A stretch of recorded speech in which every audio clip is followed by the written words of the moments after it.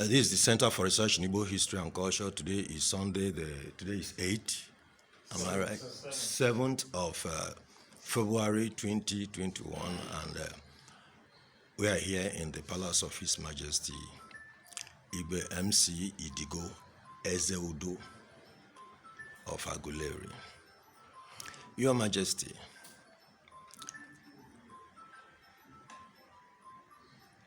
we've been looking forward to have this interaction with you, and it's a pleasure to be with you today in your palace. Yes. Like I said earlier, it's a homecoming for me. I'm happy to be here. Yes, Your Majesty, recently there was this another episode of what has become a recurrent communal clash between your community, Aguleri, and Umueri. I wonder, what was your reaction when you heard about this as it developed? Well, my immediate reaction was, oh, not again. That was my immediate reaction. But that reaction was actually following the call from IGWE Bennett Amaka, who informed me of the happenings. Okay, actually, he was the one that alerted you. Oh yes, he was the one. He called me very early that morning to tell me that some youths were going to somewhere between Isiokwe and Aguleri to, in his words, close up certain foundations being dug by Aguleri people.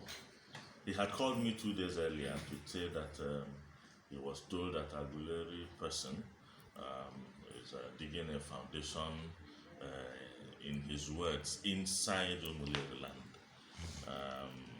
That I should do something about it.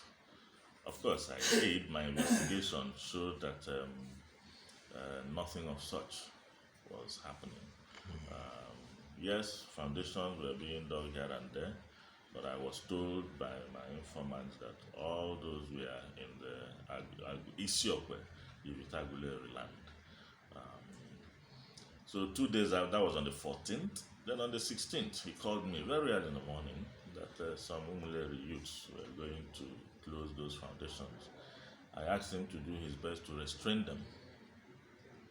I believe he did, but certainly he was not able to hold them back. And they went and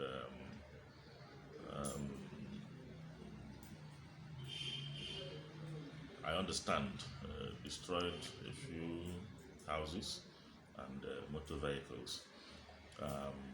Of course, immediately after he called me, I started making calls because I knew if the youths were not restrained, they may try to stop the Umueri youths. And if that happened, it would have been a full-blown crisis on that day. The Aguleri Vigilant Group, the Aguleri National Youth Association, and all security agencies in Aguleri were deployed to that axis, Umungalago, Isiokwe, Aguleri. I remember I called the chairman of Umungalago that morning, asking him if all was well. He said yes, all was well, at least within Umungalago. I was happy because Umungalago was more a crisis-prone area. When I contacted my contact in Isiokwe Aguleri, he told me yes, something was happening, but that the boys had been restrained, on the Aguleri side. Of course, I called the police. I also informed the army unit here in Aguleri, and all of them went to the site to help make sure that there was no reasonable retaliation to warrant full-blown war. Those were my initial reactions. to the crisis. I really feel for you in your position, having to bear that burden. Really feel for you. You said your first reaction was not, Not again. not again. Why that? Why the not again? Yeah, because in the past 3-4 years, there have been cases of near crisis. You know, in 2017, I guess, around July or so, there was something like that around Umongalago. Even last year, there were cases of foundation being closed. There were cases of bus stops being brought down. There were cases of fences being pulled down. All those were things that could have erupted Escalated and let's do something. managed. So when I was told, I said, not again. Because when certain happens, you begin to run around, to see what you can do to stop them. And now, your predecessor, I think this is about the fourth time there has been, okay, not of that magnitude, but I think 2 times in the past there had been full-blown conflict between the 2 communities. And in the time of your immediate predecessor, there were 2 clashes. There were 2 clashes, major clashes, in the time of your immediate predecessor, and you came up. Your leading up to when you were taking up the position, you must have expected that there would have been something like this, didn't you? No, I was not expecting there could still be crisis because my predecessor did his best to initiate peace meetings between Aguleri and Umueri.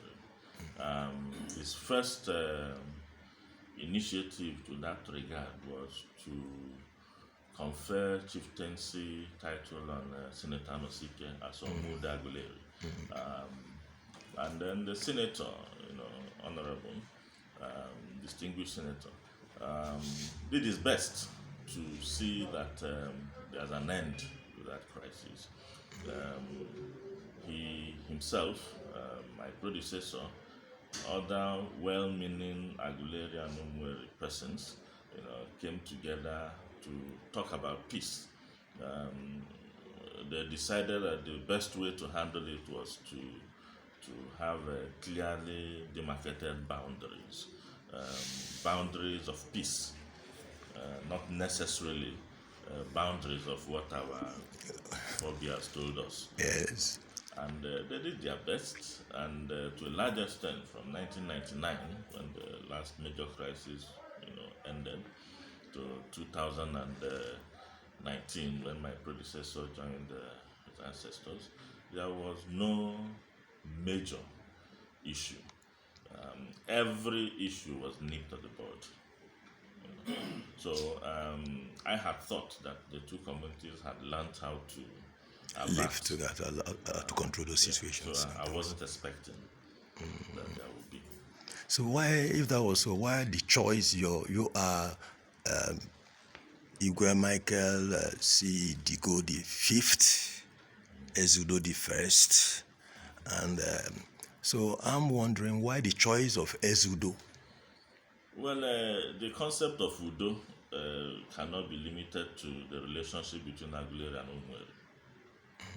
It goes far beyond the relationship of communities bothering themselves. The concept of Udo is the concept of godliness. Peace is necessary for meaningful development, and I thought Aguleri as a town needed peace. When I came as EZEUDO, I had the picture of Aguleri and nothing beyond Aguleri. Of course, Aguleri cannot be at peace if the neighboring communities are not at peace. So the EZEUDO that I am is that of Aguleri. So I wasn't thinking about what would happen between Aguleri and any of her numerous neighbors. But I wouldn't say that my peaceful disposition will stop just within Aguleri. No. It's not something I borrowed from anywhere, something that is in me.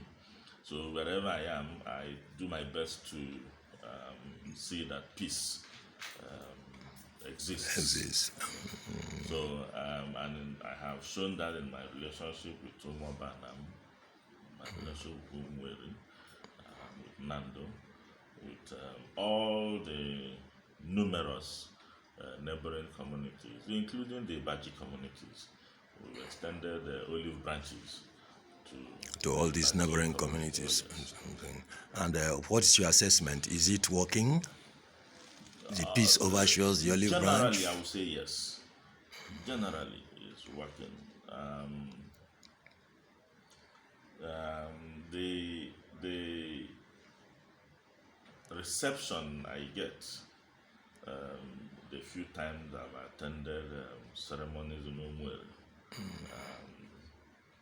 for example, tells me that it's working at least between Aguleri and Umueri. The general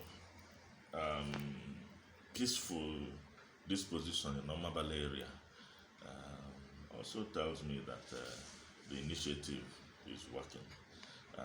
Because just like my predecessor initiated the Aguleri Umueri peace moves, he also initiated the Aguleri Umuobanam peace move. In fact, there's an existing committee called the Aguleri Umuobanam Peace Committee. I can say that the effects are actually what we are witnessing. Enjoying. Okay. I actually like the concept you mentioned, the idea that it's not possible, or maybe it will be a bit difficult to have peace within Aguleri if there is no peace in the neighboring communities, because society is a continuum. The boundaries we have are artificial. People cross them every day. There's interaction of culture and things, and violence is easily exported and imported, and with refugees crossing over and things like that. So if there is disturbance in one, invariably it's how do you scientists say it? Is it osmosis, a process of osmosis and percolation? It soon crosses borders. So do you have a plan to it's a good concept, and I think if it's sold to all neighboring communities to realize that they cannot possibly have peace except they encourage peace in neighboring communities, it might be an uphill task. Do you have a plan to extend this philosophy and sell it? Well, I wouldn't say I personally have a plan, but I could say that there's already something working. For example, the Traditional Rulers Council of Anambra East Local Government Area ensures that all traditional rulers in Anambra East meet at least once a month. In that meeting, peaceful coexistence is actually top on the list of what is being discussed. Before the crisis of, or near crisis of January 16, myself and IGWE had initiated a move where all the traditional rulers in Anambra East were meeting to help Aguleri and Umueri have a boundary. Sometime in December, around the 19th or so, all the traditional rulers in Anambra East went to Mongalago, to try to begin to delineate the boundary between Aguleri, Ivita Aguleri, and Ugume, I guess, Umueri. So something was already happening. And also, Igwe just told me that we should look at a way that all the Igwes again will begin to visit communities. Today we visit Nsugbe, all of us. Yes. And we meet the Nsugbe people. And certainly it's about peace we're going to talk about, and brotherly coexistence. Next time, maybe Umueri, Aguleri, Nando, Ivariam, and so on and so forth.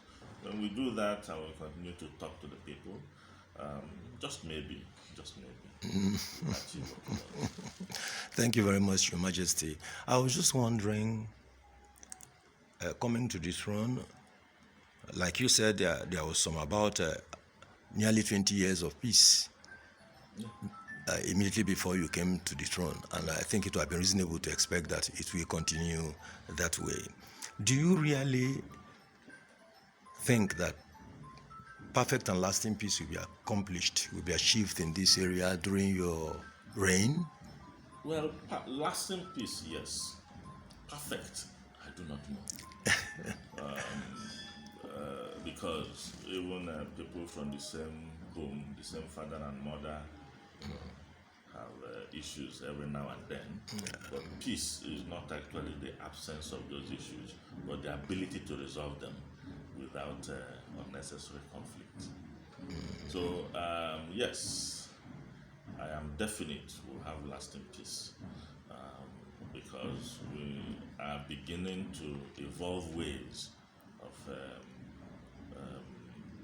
handling the issues before they erupt. So I'm confident we'll have lasting peace. I don't want to talk about perfection. It doesn't. Let us have the peace first. Then we'll start talking about perfecting it. That's what you are saying. My idea of perfection is not something you have on earth. Yes. Perfection is I divine. can see that. But if it were within your power, you would want to have peace. Certainly, that's what we've been talking about. Yes, talking about. Peace is always better than anything. If you war, you end up Jojo. So why don't you just Jojo and leave war? Let me end with this question because I know you are getting ready for your meeting. Let's just emerging that maybe there are some magic wand we could wave, or that you had this grace to make a wish, and what you want will be done, I'm trying to crystallize my thought. Can you think of one single action that you could take, that you could recommend that if executed will bring a solution? If you had all the powers, what would you do? One single action would you do to solve this problem? Well, I don't think that any single action will solve this problem. What will you do? First, it's for people to understand that most of these things we talk about are vanity. Second, is to understand that life is sacred. Third, is to understand that the person that gives is actually a superior person. The person that concedes is actually the superior person. And fourth will be for people to appreciate the fact that peaceful coexistence is always better than rancor, crisis. If these four things are in the minds of people of Aguleri and Umueri, this peace will be achieved just like that. Insisting that you're the only wise man means that you don't want peace. So it will be a give and take thing. Yes, I may know that this is this, but for the sake of peace, let it be. That's being gracious. That's godliness. Thank you very much. I represent the Center for Research in Igbo History and Culture. The Center for Research in Igbo, the operative words are Igbo, history and culture. culture. So it's not about Aguleri, it's not about Umueri, it's not about Enugu or Owerri or anything. It's an Igbo-wide thing. And I want to say that your people know that I'm here today.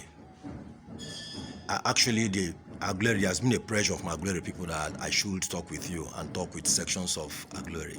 So they are actually waiting, and Umueri people are waiting, and people in other parts of Igbo land are actually waiting for this interview to be uploaded.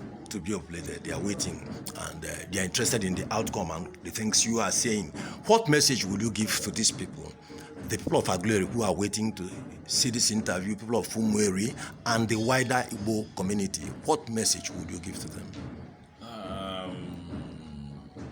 First, the oneness of the Igbo people.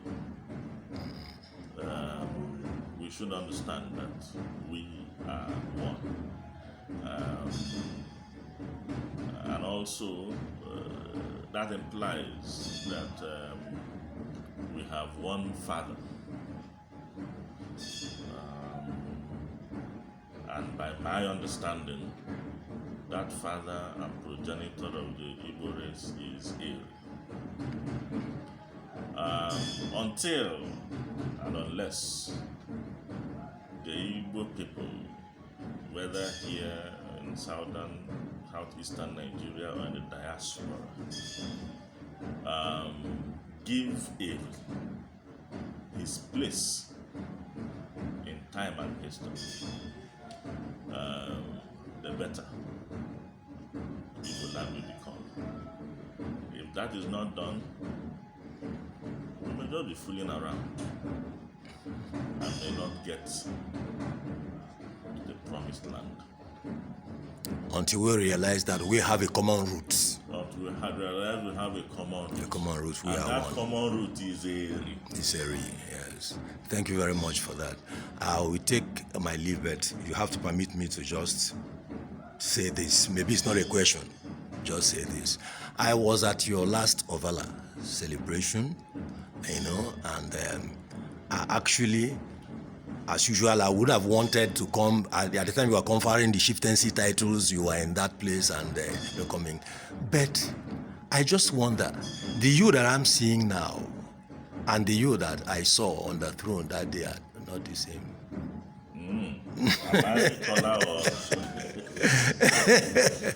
I couldn't approach. Actually, I wanted to enter that place and but something. So how do you make the transition from the person I'm talking with now to a natural thing? Whatever you see me put on that day was given to me by the eldest man in Aguleri. And whenever I'm on that regalia, it's no longer me. It's Aguleri and whatever. So it's not, there's no magic involved. It is the will, the offer, the general power of the Aguleri people. If you ask me to run around this house, I may not be able to do that. But the ease with which I run around that place that day with my age mates surprises even myself. So that's that. That's what I can say. So which one is the real you? The you that I saw on the Ofala day, the you at the panel, or the you here I see among your people, talking with your aunt, talking with... If you look very well, you would have seen it, the same person, the same concept, the same attitude. What you felt on that day was a product of the collective will of the Aguleri people.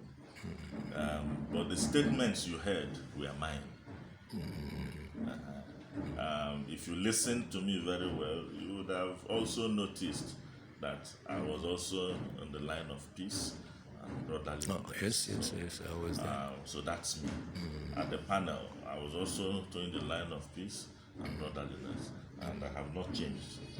Yeah, I've seen you as a father of your people. I've witnessed you talk to your people, and really, I'm impressed. And I think Igbo land is blessed, the kind of people that are getting to the traditional rulership. People like you, sophisticated, educated people who can think, who can transit from the traditional to the what will I say, to the administrative, and be a father and a son and a brother to their people, and do it panache. I so much appreciate you, sir.